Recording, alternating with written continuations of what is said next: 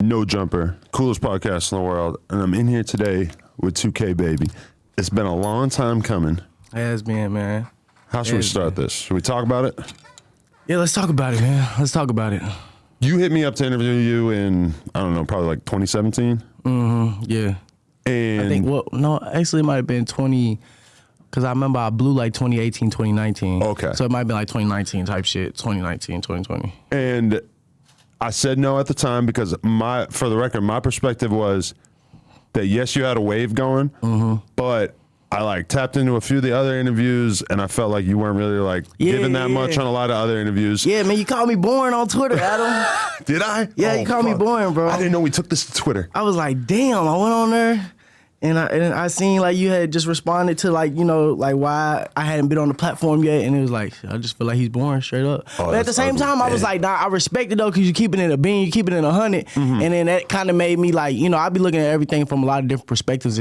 So I was also like just looking at it from like, you know, as if I was, you know, and I had a platform where I was interviewing people. I'm like, okay, maybe I do need to juice it up a little bit, be a little bit more entertaining as far as like beyond the music.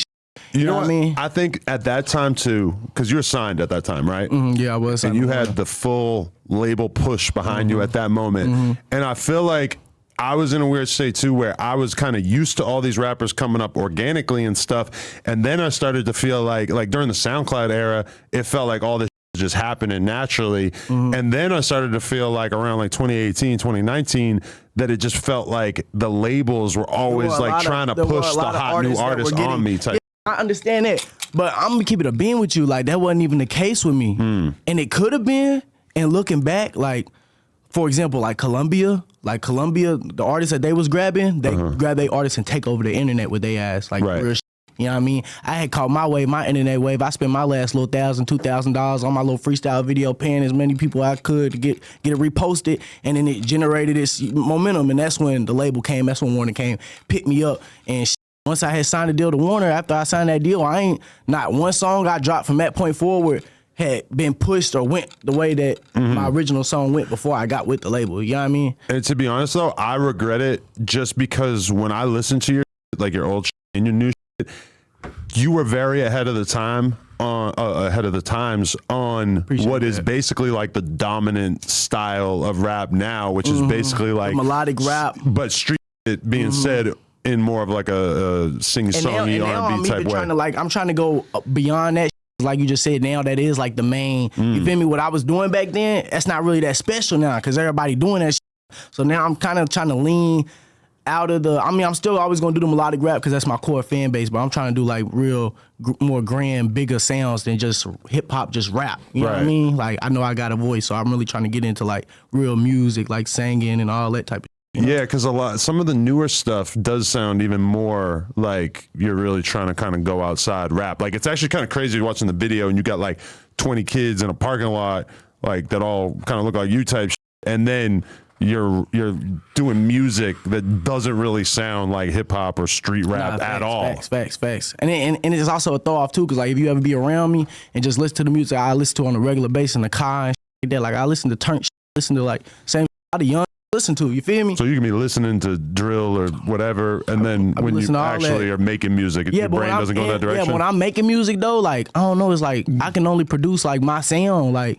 you know what I mean? Not saying that, because if I wanted to, I could get on that rap, talk that rah-rah, ooh, but it's just so many niggas doing that, so many people doing it, like, I'm like, bro, like, why would I want to do the same everybody else doing? But what about somebody like Apollo G who kind of splits their where like he's amazing. He can do the super melodic, but then also from time to time you'll hear him make a song where he's just rapping his ass off, and it's kind of like refreshing because you're like, oh, okay, you can do a really good job of that. Now I got a lot of that. Like in the vault, I have a lot of music, but right now I'm focused on like just trying to get my core fan base back, like which is they like the melodic rap, and also trying to build new fans with the more grand music. You know, I want to sell out stadiums and shit, you know, selling out clubs and doing club walkthroughs and all that cool, but I'm trying to do big like for real. Yeah, because it's kind of crazy. Like as a rapper, you almost like, well, not everybody goes through this transformation, but even somebody like Dirk, you come out with a like all drill type shit, very, very street early on. And then once you have that fan base is kind of like open to you going in different directions. You just have to do a really fucking good job of that. So even X is like an extremely good example of it. He gets popular off making this crazy rage mosh pit music, and then when he starts putting out albums, he just makes shit that's more spiritual. When I came in the game, I had my core fan base and everybody so stuck on me. I could have got to doing the shit now, and they would have followed through with it. But it's like now I'm trying to my fault. Sorry. Now, you know, because I took a little hiatus. You know what I mean? I had my little real life situations where I kind of fell back off the internet. I fell back off the rap, like all that shit, to really focus on my mental. So I ain't continue to lose myself, because I was losing myself for a minute.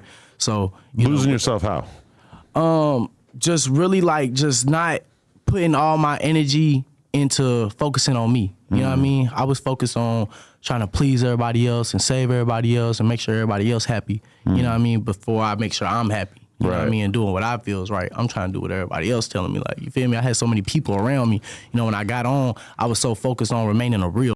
I ain't want to leave nobody behind. So I try to keep everybody with me. So what, you wasting money, taking your whole crew everywhere with you and that?